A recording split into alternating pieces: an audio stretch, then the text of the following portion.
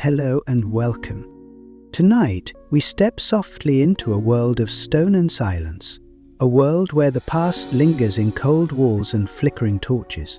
Imagine the breath of morning, not as sunlight, but as mist curling through an open arrow slit. Long before the modern comforts of central heating or alarm clocks, people stirred to the sounds of creaking wood, distant bells, and the faint shuffle of feet across flagstones. The medieval castle did not wake all at once. It unfolded slowly, as though unsure whether to leave the safety of dreams. Before the light, there was chill air that settled into linen and clung to the corners of high-ceilinged chambers. There were thick tapestries, meant not only for beauty but to keep the night at bay. And there were people, lords, servants, children, sleeping in silence, waiting for the first sound to break the hush. Who woke first in such a place? Was it the young scullion, tasked with stoking embers in the hearth, or the watchman, returning from a damp tower as the sky softened from black to grey? Perhaps it was the noble, staring up at carved wooden beams, already burdened by the weight of decisions. Or the baker, pulling on boots in darkness, guided only by the memory of routine. Can you hear it? The murmur of distant voices, the faint crackle of fire coaxed back to life. The castle is not yet alive, but it is no longer asleep. So if you haven't already, let the light around you dim. Let your thoughts loosen, like the laces of an old woolen tunic. And with each breath, settle in as we begin our slow journey into the forgotten rhythms of another time. This is History Sleep Podcast, where the past doesn't shout. It simply waits, quietly, for you to close your eyes and listen. Before the sun ever touched the towers, before the rooster's cry echoed through the mews, and long before the chapel bells stirred their sleepy chimes, the medieval castle lived in a hush so deep it felt almost sacred. Waking in such a place was not sudden. It was slow, gradual, as if the very walls held on to the last whispers of night. Imagine yourself beneath a heavy woolen blanket, rough to the touch but warm from your own body's heat. The air around you is cold, noticeably colder than the bedding. Your breath forms faint clouds in the dimness. The shutters are still closed, and only the faintest glimmers of dawn sneak through the cracks, casting thin slivers of silver across a flagstone floor. A draught seeps in from beneath the door, carrying the scent of damp earth, faint ash, and something animal, straw and old wool perhaps, or the faint musk of dogs sleeping near the threshold. You are not alone.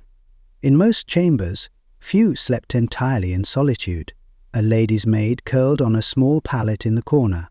A page, perhaps, sleeping on a straw mattress not far from his master. Even the noble in his curtained bed of carved oak was rarely truly alone in these early hours. The castle was communal by necessity. Warm bodies gathered in sleeping quarters to preserve heat, to save light, to remain close to duty. Silence, then, was never absence. It was layered. Breaths, cloth shifting, a faint snore, the muffled footsteps of someone rising early, their boots not yet laced, their candle stub guttering in a horn lantern. Outside, the courtyard slumbers still. Snow, if it's winter, lies undisturbed, settled into the wheel ruts of yesterday's cart. If the air is clear, a thin layer of frost catches on the iron hinges of a gate, or gathers in delicate filigree along the edges of unshuttered windows. The livestock in the stables stir gently. A tail swishes, a hoof thuds once against packed earth, but they, too, are mostly asleep. The first person to rise might be the night watchman, descending narrow spiral steps from the battlements, stamping the cold from his legs. Or a cook's apprentice in the lower quarters, relighting embers in the kitchen hearth, nursing a spark to life with dry rushes. No one speaks, yet not truly. Words in this hour come in murmurs, in coughs, in sighs. A castle was not built for softness, but its mornings could be surprisingly tender. The hardness of stone softened by familiarity, The coldness of the air warmed slowly by movement, breath, the quiet rituals of waking. Someone opens a shutter a few inches wider. A little more light seeps in, golden now, tinged with smoke. And in that moment you can feel it. Not the full brightness of day, but the slow uncoiling of sleep. Soon the hallways will fill with footsteps and voices. The chapel will ring with Latin prayers. The great hall will echo with the scrape of benches. But not yet. For now there is only the breath of stone, the shuffle of feet on straw, and the delicate stillness of a castle between dreaming and waking. Let us stay here a little longer, in this fragile space between rest and responsibility, and watch the past slowly open its eyes. The castle did not wake all at once. It stirred, slowly, in pieces. Like a great creature stretching out from slumber, its limbs moved in sections, a door creaking in the servants' passage, the crackle of kindling taking to flame, the groan of timber as someone shifted their weight on a wooden stair. These were not loud noises, but they mattered. They were signals. The day had begun. He might hear it first as a soft rhythm, the clink of metal ladles against pots, echoing from the distant kitchens below. The apprentice cook, rubbing sleep from his eyes, adds logs to the fire beneath a great black cauldron. The fire pops low and wet as last night's embers accept the morning's wood. A pot of oats is set to boil. The scent, nutty, earthy, tinged with smoke, creeps up stone stairwells and slips beneath doors. Elsewhere, someone opens a shutter. The iron latch squeals, protesting the cold. A rush of fresh air spills in, brisk and sudden, carrying the distant cry of a bird. Maybe a jackdaw, maybe a raven, perched on the wall walk and calling to its mate. The wind that comes with it smells of damp leaves and distant fires, and those still lying beneath woolen blankets shift, pull the covers closer to their chins, and groan softly at the chill. In the great hall, a steward's boots cross the floor with steady purpose. He moves by habit, not haste. The echo of each step spreads through the room, over the flagstones under the long table, up to the rafters where last night's smoke still lingers in faint, ghost-like strands. His hand trails across benches and carved wood, checking for dust or disarray, as a senior maid follows behind, straightening anything askew. The castle's chapel is quiet still, but soon a priest will arrive, steps barely audible on the worn stone. His breath will mist in the cold air. His fingers will fumble with the flint to light a taper. One small flame, then another. The wax softens. The scent of beeswax joins the smell of moss and limestone. And just like that, light returns to the place where prayers will rise. A door closes gently, not slammed, just allowed to meet its frame with a soft thud. The sound travels. Down another corridor, a boy carrying firewood hears it and changes his pace. Somewhere else, a laundress wrings out linens near a bucket. Cold water splashes over the edge, dampening her skirts. She doesn't speak. No one speaks much yet.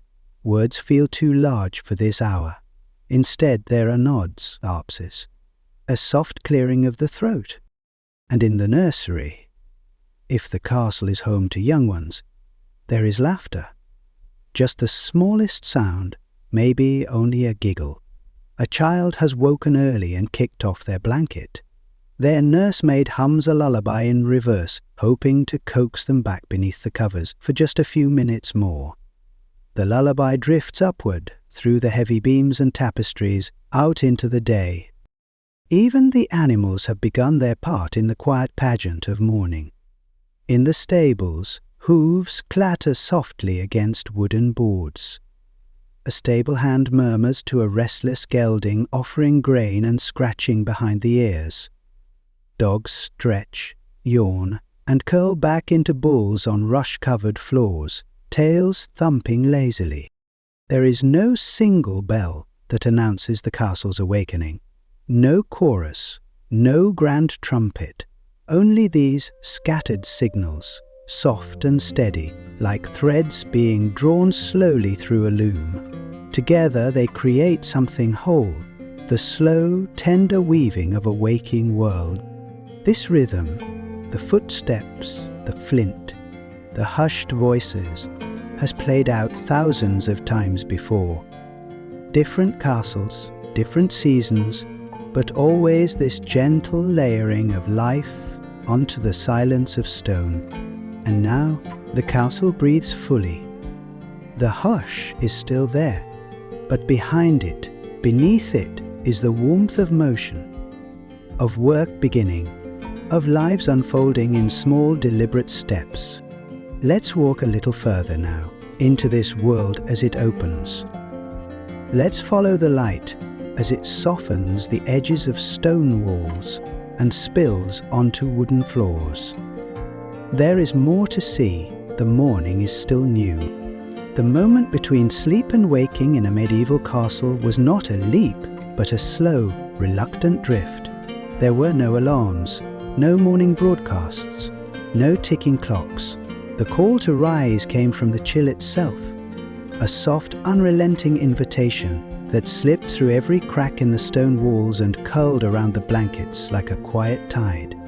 You would feel it on your skin first, where the covers had shifted, a crispness against your shoulder, a bite at the tips of your ears. It wasn't harsh, just certain. Beneath layers of wool and linen, the body stirred. One foot might poke out to test the air, then quickly retreat. The bed was still warmer than anything the day had to offer. The coarseness of wool blankets brushed against bare arms, and the linen shirt worn to sleep, one that hadn't been washed in some days, smelled faintly of body and herbs, dried lavender, maybe, or rosemary, stitched into the seams or scattered beneath the pillow in hope of pleasant dreams. The floor waited, silent and cold. It was not polished or covered in carpets, but laid in slabs of stone or rough planks of wood, cool to the touch, unforgiving to bare souls. A servant might have come early to place a basin of water nearby. The surface would reflect the dim light of morning, just enough to catch the movement of a hand dipping in to splash a sleepy face. The water was never warm. It bit at the skin, stealing breath for a moment before returning a kind of alertness. Getting dressed was a process of layers, not rushed, not idle. A woolen tunic, softened with wear, went over the linen shift, then hose carefully tied, then perhaps a second tunic, heavier for warmth. The clothing was simple, but not without care. Hands worked slowly, fingers not yet nimble in the morning air.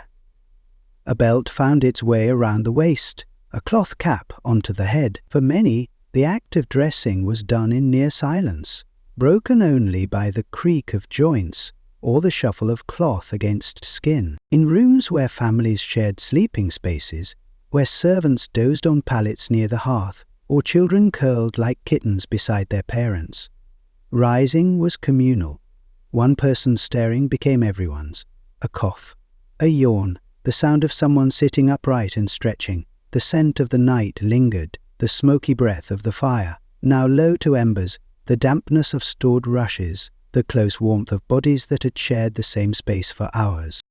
Outside the bedchamber, someone had stirred the coals, and the smell of smoke sharpened. The warmth would not yet reach these upper rooms, but it promised to.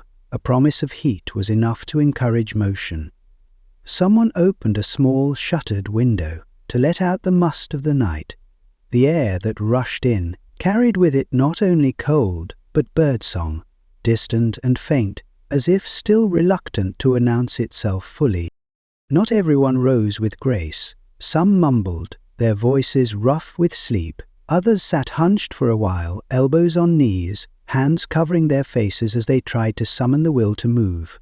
Children rubbed their eyes and reached for the nearest adult.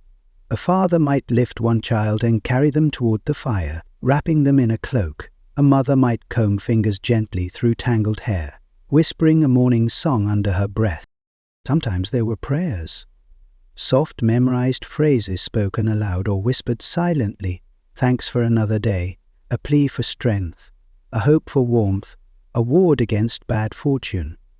These words were stitched into the fabric of rising like the seams of a garment, invisible but holding everything together. Shoes were slipped on, if one had shoes. They might be stiff leather, shaped to the foot, but offering little in the way of comfort. Those without them wrapped cloth around their feet or braved the floor as it was. And then came the stepping out, from bed, from chamber, into corridor or kitchen or stable. Each step another departure from the warmth of rest, another gesture toward the work of the day. In the quiet of these early moments, rising from sleep was not simply waking. It was a ritual, an act of endurance and habit, a daily reclaiming of the body from stillness, of thought from dream. There was no rush. The castle breathed slow, and its people matched its rhythm. Outside, the light crept in with long grey fingers. Inside, the breath of those rising turned to mist. Blankets were folded, beds remade if there was time. The day had not yet spoken in full voice, but it had begun, quietly, gently, firmly. Like a hand on the shoulder, guiding you from one world into another. Before the day could properly begin, there had to be warmth. And where there was warmth, there might be food. In the heart of the castle, kitchens stirred with early movement, though no clang of metal or rush of fire ever shattered the gentle stillness that hung like mist over morning. The great hearths, banked through the night with ash and coal, were coaxed back to life by hands that knew their way by touch more than sight. A breath of smoke curled through stone corridors, bringing with it a promise. The scent of wood smoke mixed with a slight sourness of damp stone. There was no grand breakfast for most castle dwellers, no sizzling platters or golden spreads. What passed for a morning meal was modest, but not without comfort. A bit of coarse bread, still holding the chill of night, was softened by dipping it into warm ale or watered wine. The bread was dense, speckled with bran or barley husks, often tough, but better when warmed near the hearth. In the noble halls, the breaking of the fast was more structured, not elaborate, not decadent, but thoughtful. A bowl of pottage, thick with grain and perhaps a shred of onion or parsley, might be stirred slowly and ladled into wooden bowls. Steam rose in slow spirals. The pottage was not spiced, but salted just enough. Its warmth lingered in the chest, like a blanket turned inward. Honey, if there was any, was prized. A dollop might be spread on bread for children or the ailing, adding a quiet joy to the morning. A wedge of cheese, dry, hard, sharp, was sliced thin and savoured slowly, often shared. These were not meals of indulgence, but of presence. You felt every bite, every warmth that touched the fingers or lips. Eating was not idle. It was grounding. The hearth crackled in the background, its warmth pooling outward in slow, steady waves.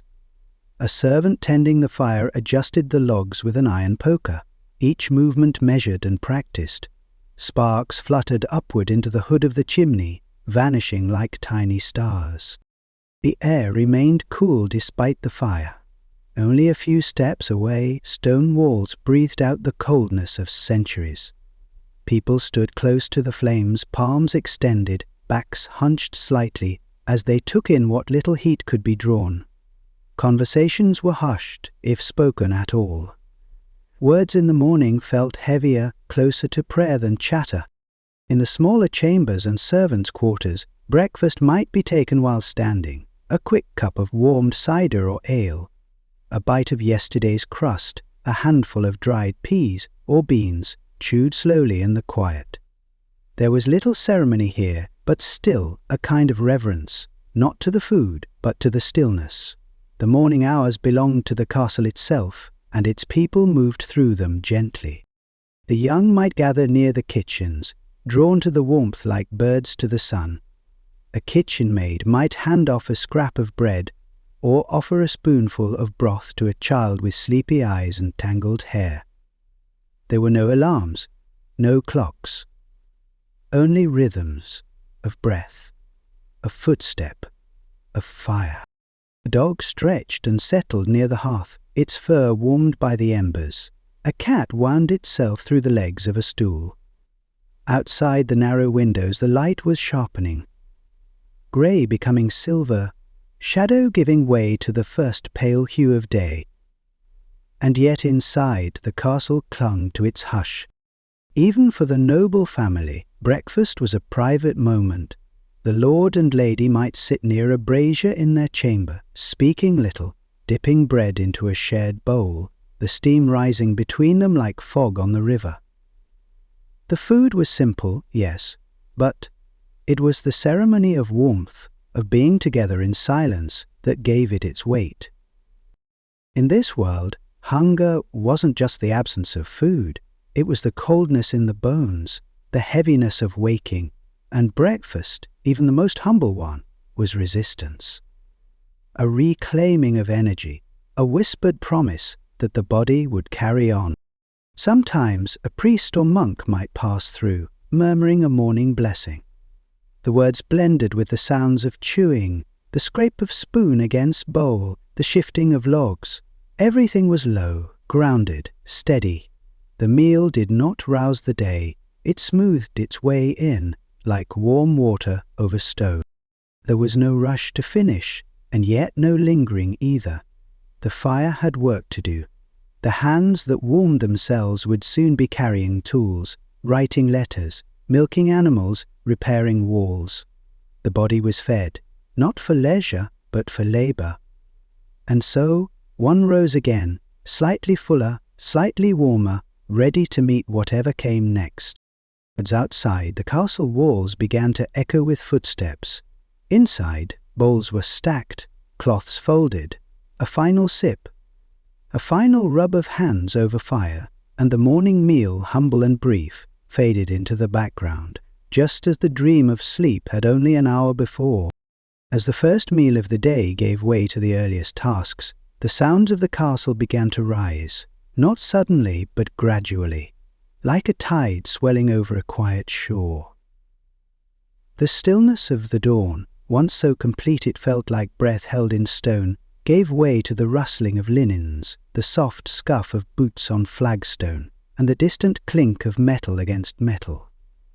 Nothing loud, nothing jarring, but little by little the hush of sleep was replaced by the quiet cadence of duty. A servant's footsteps passed through a corridor, steady and swift, carrying a bundle of kindling or a folded woolen wrap. A door creaked gently on iron hinges. Far below, in the bowels of the castle, someone coughed. A dry sound that echoed slightly before disappearing into the stone. It was not only the humans who stirred. Somewhere a horse shifted in its stall, hooves knocking against timber. A hound barked once, half-heartedly, before curling back beneath a bench. There were no bells, no chimes to announce the beginning of tasks. Instead, time was kept in muscle memory, in the angle of sunlight slanting through a slit window, in the feel of cold stone underfoot, in the instinct to move when the air no longer held sleep. In the great hall, tapestries shifted slightly in the draught. Someone adjusted a hanging, lifting its corner to remove dust or reset its edge. Dust motes swirled in the light. The air smelled faintly of charcoal and wool, with a hint of rushes trodden underfoot.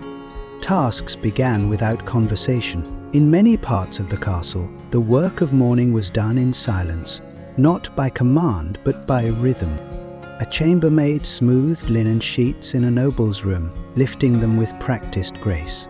Her hands were red from cold water used to rinse the cloth. A steward checked a ledger near a window, the ink bottle at his side nearly empty, the feather of his quill curling slightly with damp. In a workshop beyond the kitchens, a young boy ground pigment into a stone bowl. The soft grind sound rhythmic and focused. He worked slowly, the motion learned by repetition more than instruction. Not every task was visible. Some were felt only in the weight of expectation. A young page, still yawning, held a basin of water for an older knight. His arms ached from holding it steady, but he did not speak.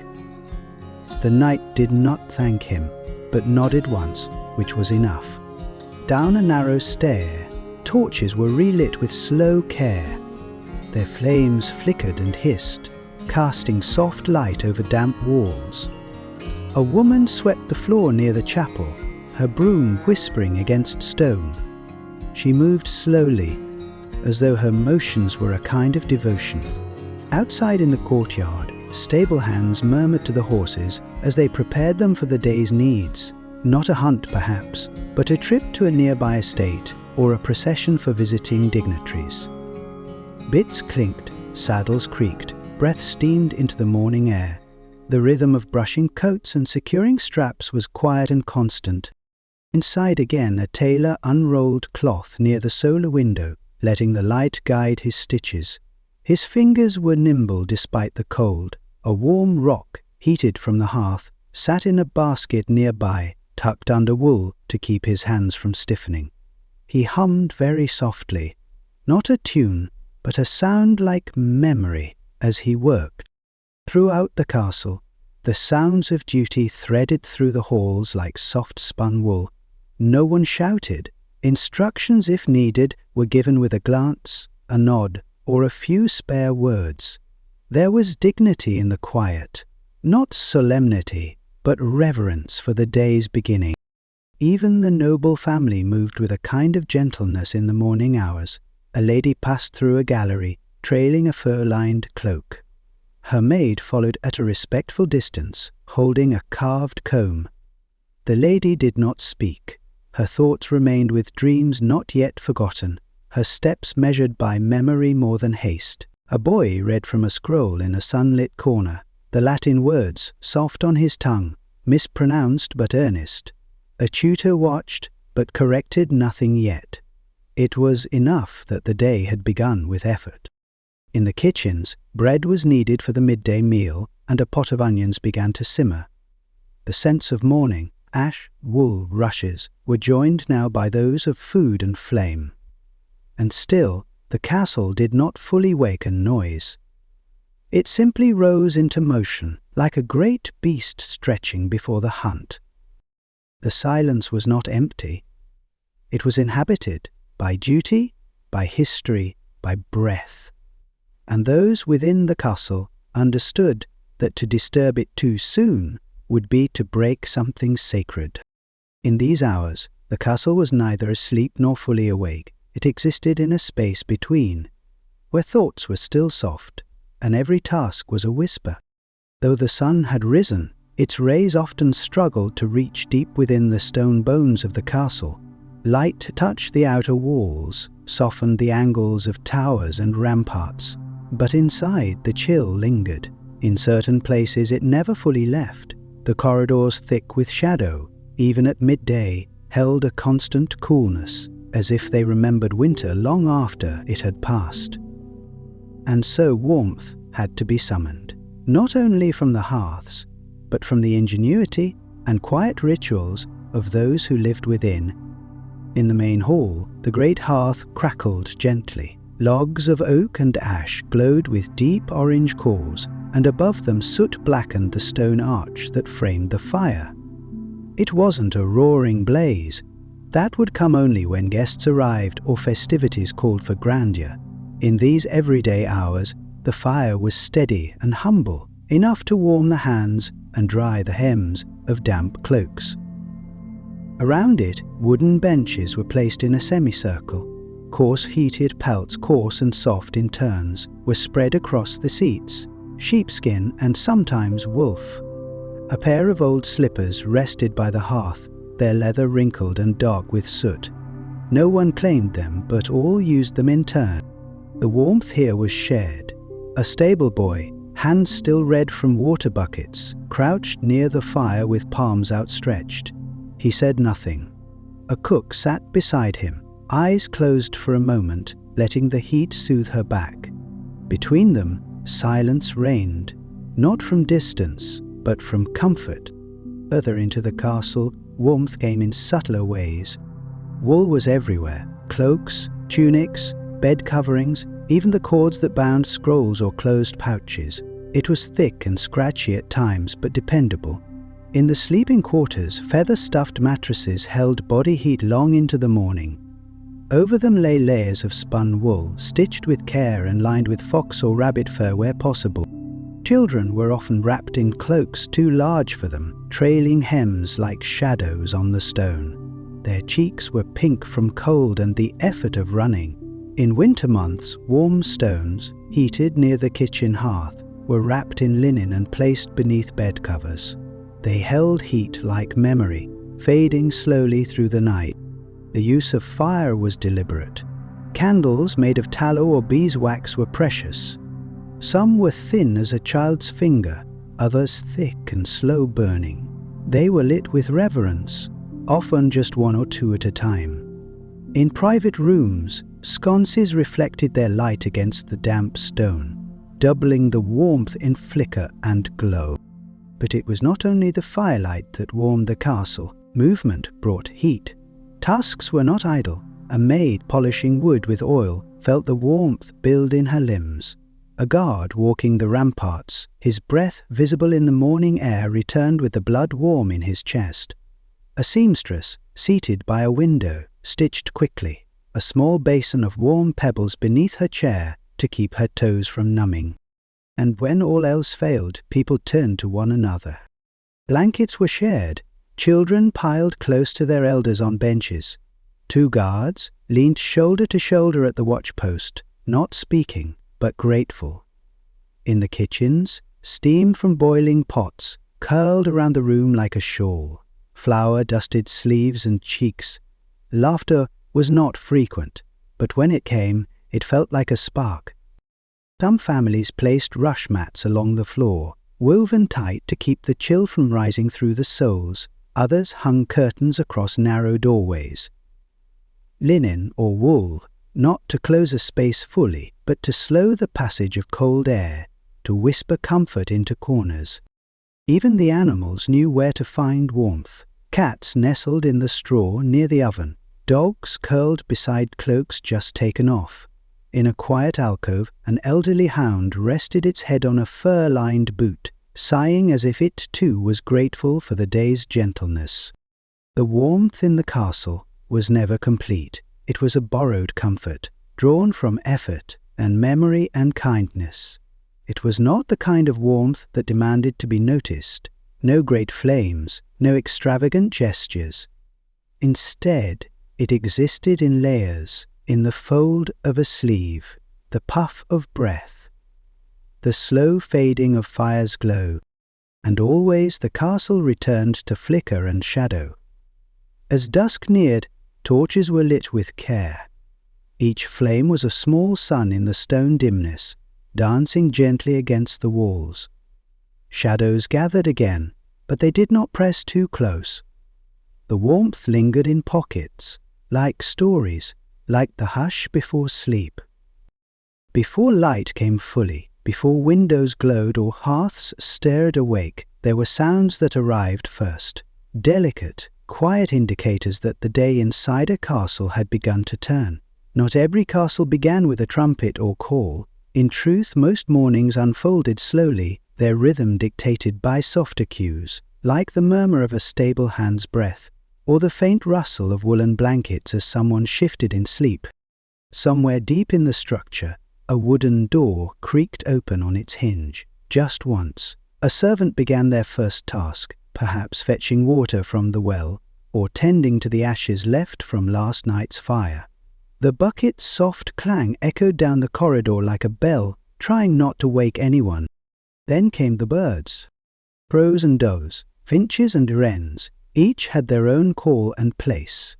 Some nested in the eaves, near beams where hay dust collected. Others perched on the parapets, their cries filtered by fog. The sound did not rush in all at once. It began with a solitary chirp, uncertain in the grey, then another. Gradually a whole conversation took shape in the open air. Their language was ancient and unworried, nature's own declaration that dawn had come. The castle's chapel bell followed next. Its chime was not hurried nor grand, a single tone, then another, letting itself settle into the stones and tapestries before continuing. Those sleeping nearby stirred, not abruptly, just the subtle shift of someone pulling a cover closer, or opening their eyes and listening for a reason to rise. For many, waking was not a moment, but a process. Feet dangled from the edge of beds, seeking the rush mat below.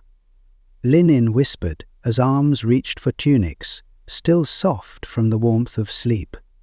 The air, even in summer, was cool against bare skin, and breath emerged in soft clouds if fires had burned low through the night.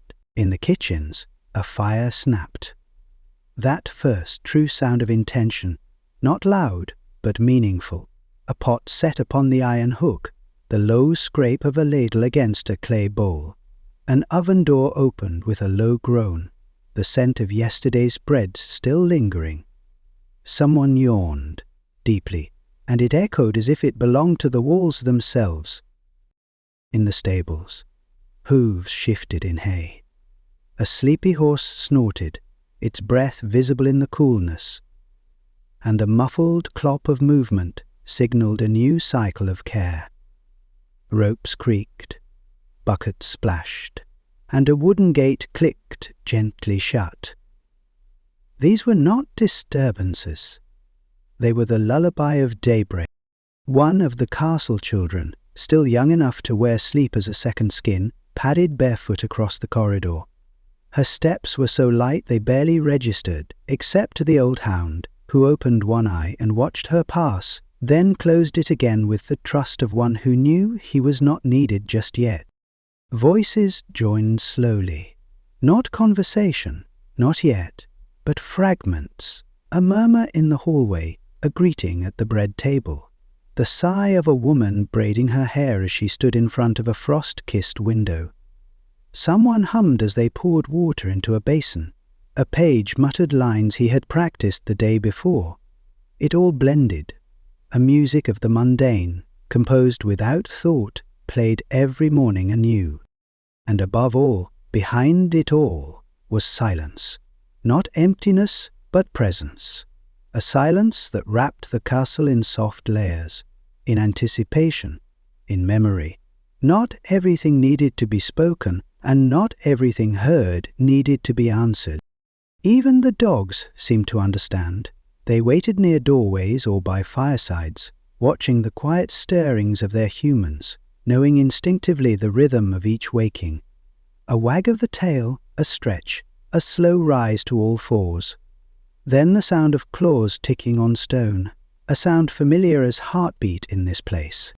By the time the sun found the tops of the tallest towers, the castle was no longer quiet.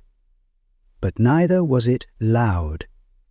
It was alive, gently, continuously. And for those who had listened closely, it had been alive even in stillness. Because even in sleep a castle breathes, and in waking it murmurs, not with grandeur but with grace. By the time morning light began to fall in steady beams through arrow-slit windows and onto the worn flagstones, the castle had shifted from the slow hush of waking into something more defined, still gentle, still deliberate, but fuller now with breath, purpose and motion. And at the heart of this soft unfolding came one of the most human rituals of all, the first meal of the day. It was not a feast, nor a formal affair. There was no orchestra of clinking goblets or echoing laughter. The morning table was quieter than that, a place where bread was broken with the same ease as sleep had been left behind. Its sounds were hushed and earthy. The tearing of crust, the soft scrape of a knife against a wooden board, the faint rattle of clay bowls set gently on a table worn smooth by generations of hands. The food was simple, coarse rye bread, still slightly warm if the ovens had held their heat through the night. A small wheel of cheese wrapped in cloth, its rind cracked just slightly. Porridge ladled from a pot that had simmered since the earliest light. If it was a day of luck or celebration, there might be honey or dried apples folded into it. On colder mornings the steam alone was a comfort, rising in lazy curls above each bowl like a blessing. At the table sat not just lords or ladies, but pages, chambermaids, cooks and stewards, not always together, not always at the same time, but bound by the same need for warmth and sustenance. Some spoke, voices low and tired. Others said nothing at all, content to sit in the rhythm of chewing and sipping, their thoughts still caught between dream and duty. The walls, thick with centuries of stories, held those sounds softly. They did not echo, but absorbed them, the way stone does when it has listened long enough. A fire crackled faintly nearby, its heat reaching the boots of those closest. The smell of ash and oak lending a quiet reassurance that the day had truly begun. In a corner, an older woman wrapped in layers of wool hummed to herself as she poured broth into a small wooden bowl. The tune had no words, and perhaps no beginning, just a melody passed down in breath and memory, older than the castle itself. A child leaned against her side, eyes still heavy, and the woman rested her hand on his hair, her fingers working slowly through the knots of sleep. Not far off, a steward unrolled a scroll on the sideboard, checking the day's deliveries.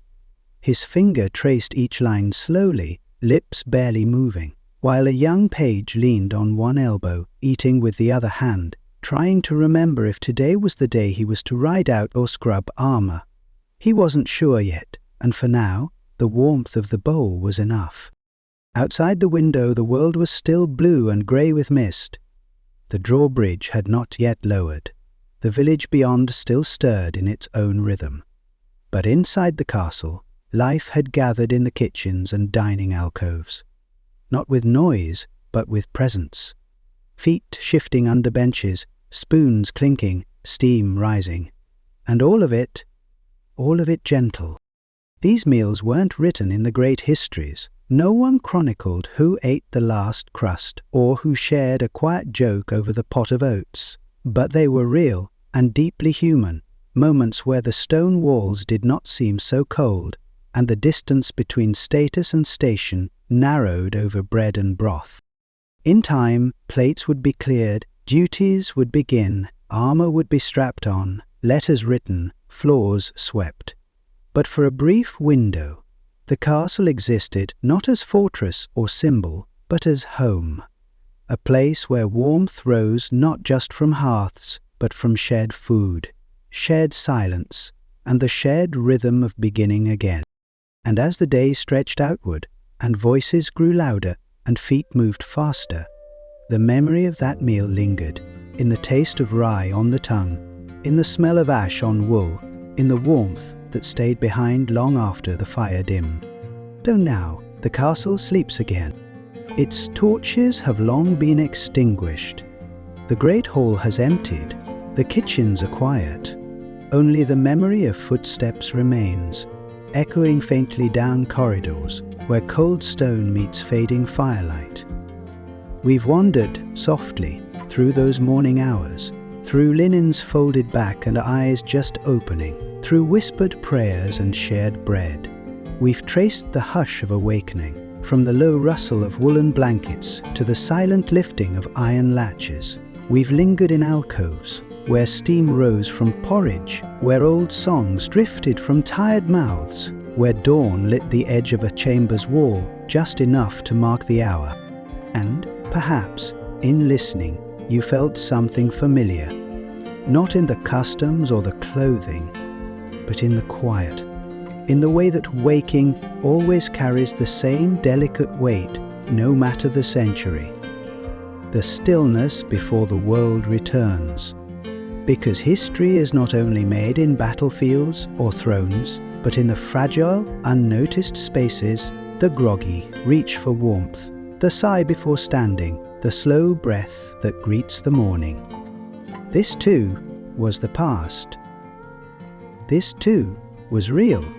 So if your thoughts are still with us, resting somewhere in the hush of that distant castle, let them stay a while longer. Let the day wait. Let your breath slow. Thank you for being here with us at History's Sleek Podcast, where the past drifts softly, like smoke, and time forgets to hurry. If your mind feels lighter or your eyelids heavier, you're exactly where you're meant to be. Sleep well